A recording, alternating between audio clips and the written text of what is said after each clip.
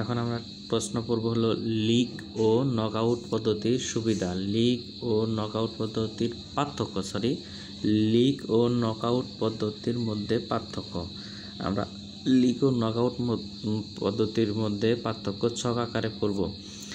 League পদ্ধতি, যে প্রতিযোগিতা প্রত্যেক খেলোয়াড়ের সাথে প্রত্যেক দলের সাথে প্রতিদ্বন্দ্বিতা করে তাকে লিগ পদ্ধতি বলে। নকআউট পদ্ধতি, যে পদ্ধতিতে অংশগ্রহণকারী দলের খেলোয়াড় পরাজিত হলে প্রতিযোগিতা থেকে বাদ থাকে তাকে নকআউট পদ্ধতি বলে।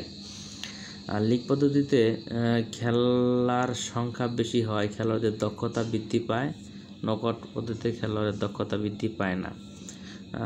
লিগ পদ্ধতিতে দুর্ভাগ্যবশত ভালো দল হেরে গেলে পুনরায় খেলার সুযোগ পায়, আর ভালো দল হেরে গেলে পুনরায় খেলার সুযোগ পায় না।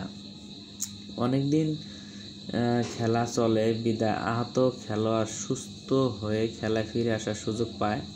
অল্প সময় প্রতিযোগিতা শেষ হয় বলে আহত খেলোয়াড় সুস্থ হয়ে খেলায় ফিরে আসতে পারে না।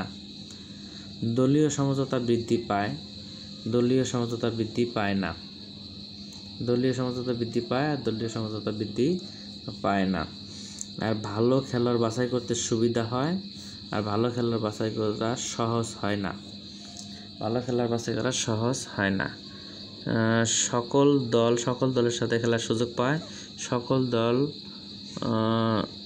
দলের সাথে খেলার সুযোগ পায় না। প্রচুর অর্থের প্রয়োজন হয়, আর খেলা কম খরচে প্রতিযোগিতা শেষ হয়। আর খেলা অনেক দিন ধরে একই মাঠে চলে। অন্য খেলায় খেলোয়াড়দের মাঠের অভাব দেখা দেয়, আর মাঠের সংখ্যা কম হলেও প্রতিযোগিতায় তেমন কোনো সমস্যা হয় না। মাঠের সংখ্যা কম হলেও খেলায় তেমন কোনো সমস্যা হয় না। আর 10 নম্বর হলো ফুটবল,